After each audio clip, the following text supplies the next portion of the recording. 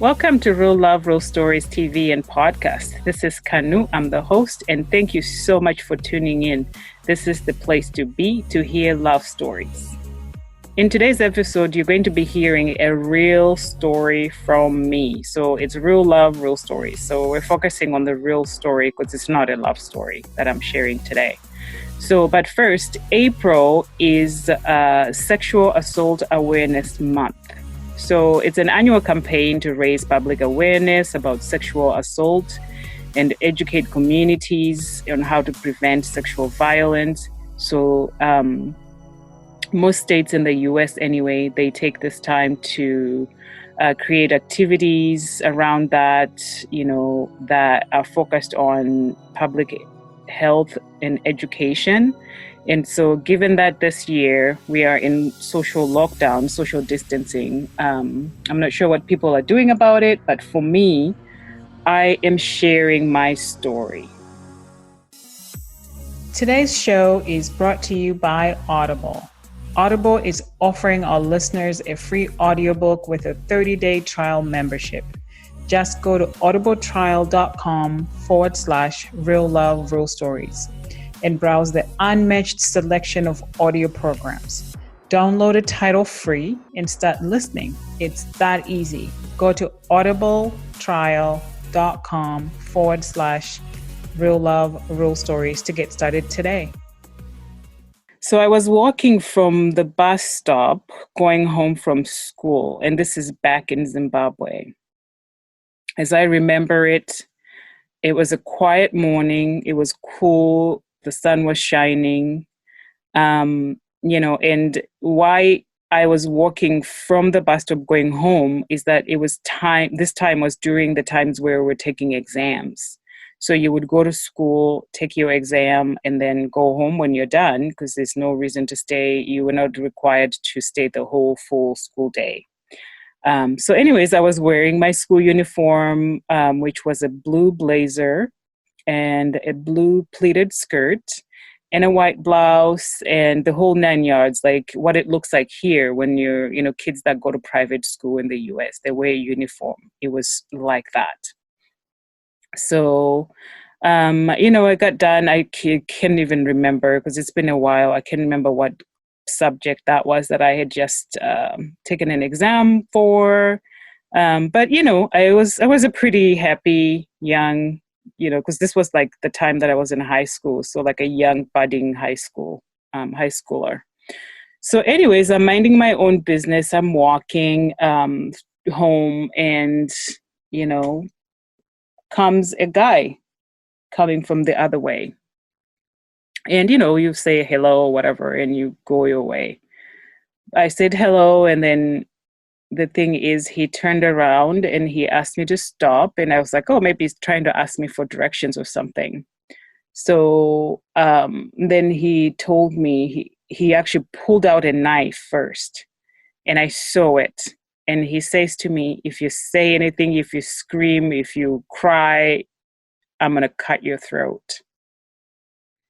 And I was like, oh my God, the first thing is you think, oh, he's joking, because who would do such a thing, right? And I just saw the look in his eyes. It was that look of, I saw danger. Like I just saw my life thinking, this is it. I'm going to get cut and I'm dead, So anyways, long story short, he took me somewhere where he ended up having his way with me. He raped me. And this is such a blur. And for me to be talking about it right now, I start shaking and getting sweaty and which I'm grateful that I'm not crying right now because, over the years, I've not been able to actually talk about it without tears flowing down my eyes. So anyways, he had his way with me, and then I ended up leaving. I don't remember exactly how it was such a blur at that point. I ended up going home. I arrived home. I lived with my sister in a very low density suburb. And I got home and I pretty much collapsed the moment I walked in. And, my sister immediately took me to the hospital and called the police. And a police report was filed. The nurses and the doctors at the hospital were able to collect the whatever samples that they needed to, identify the guy, and just sort of check to see if I was hurt internal or not.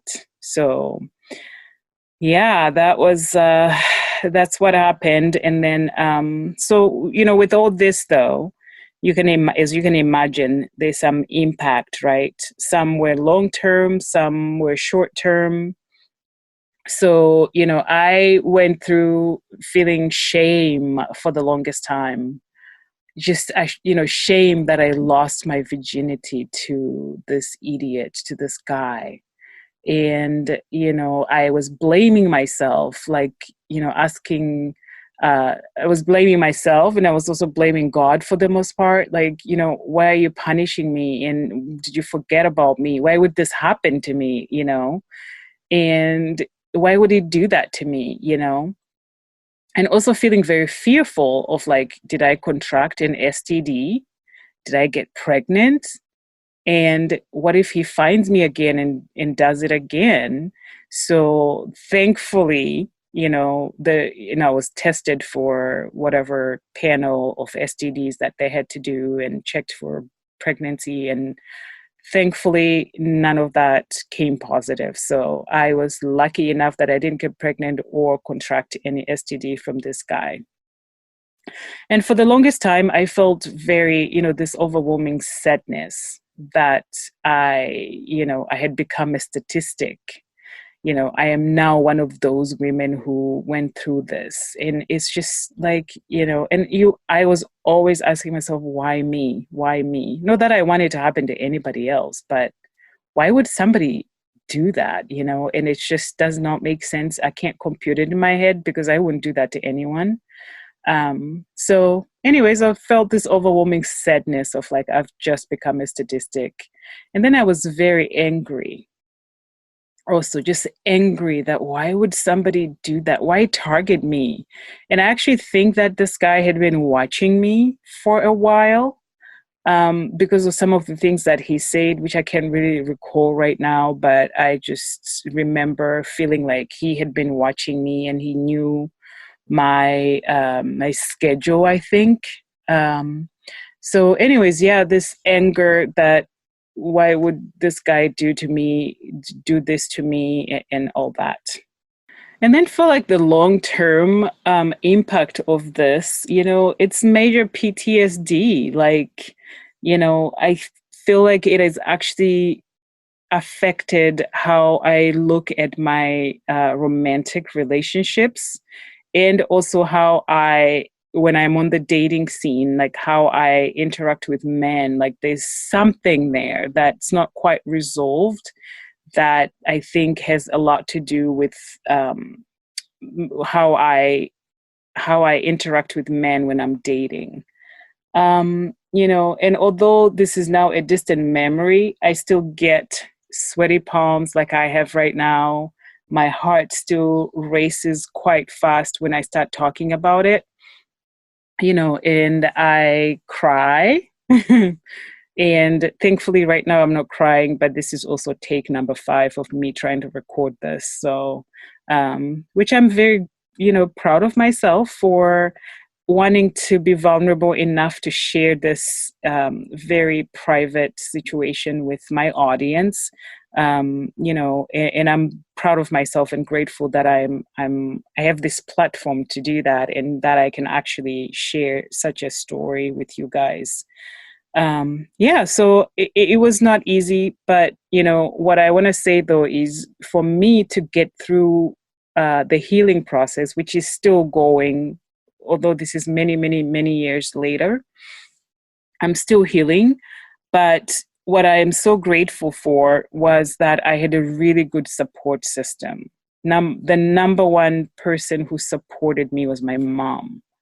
My mom was just there, and I would cry. I would talk to her. I would ask why, and she would just let me be, cry, whatever. But at the end, she would give me that comfort that I needed from a mom. And also my sisters, my sister Josephine, who passed away. I used to live with her at the time. She's the one who ran me to the hospital and filed the police report and everything. And my brother-in-law, who she was married to Howard at the time, he was also very instrumental in making sure, because after that happened, I was very fearful of walking to the bus stop to catch the bus and go to school. So he was able to drive me to school and pick me up and just make sure that I felt safe. And my other sisters as well, where we talked about it, and even up to now, Trish, my sister Trish, and I talk about it, and she's that support person that I need and continue to heal. So having a good support system is a really good thing. And also talking about it, but I realized that it took me years to get to a point of talking about it, because I just was like, I'm not talking about it. I don't want people to know.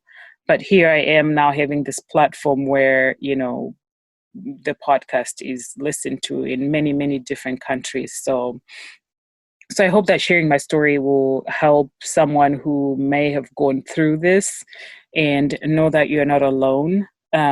So support system as far as your family and friends, and also finding a good therapist who can help you process this. And there's some modalities that you can do that will help you heal. So and then also, there's some books you can read. They are some I love listening to music, especially good music that has good messages.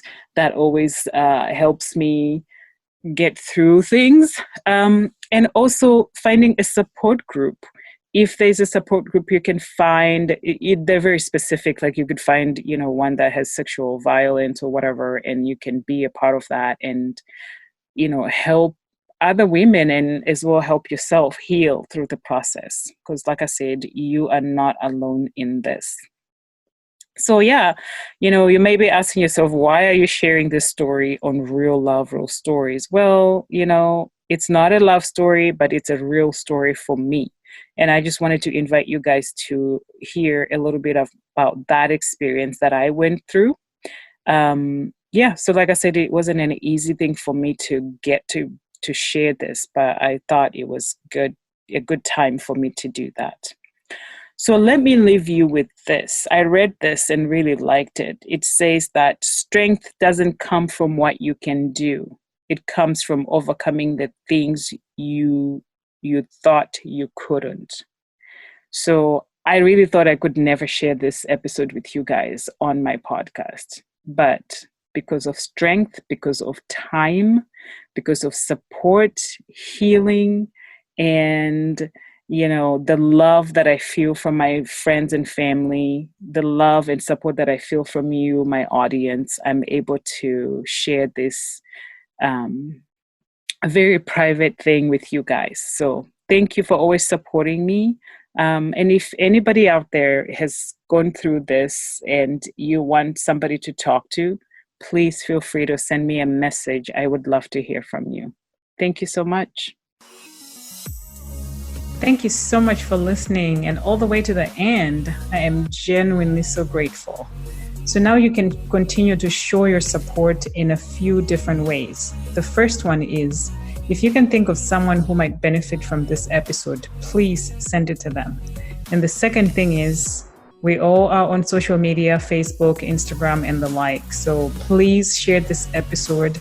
And I love it when people tag me to their posts. And 3, head over to iTunes. You can leave a review and you can rate this episode. All your feedback is very helpful, and it helps this podcast get visible so others can listen to all these great stories. Thank you so much. Till next time.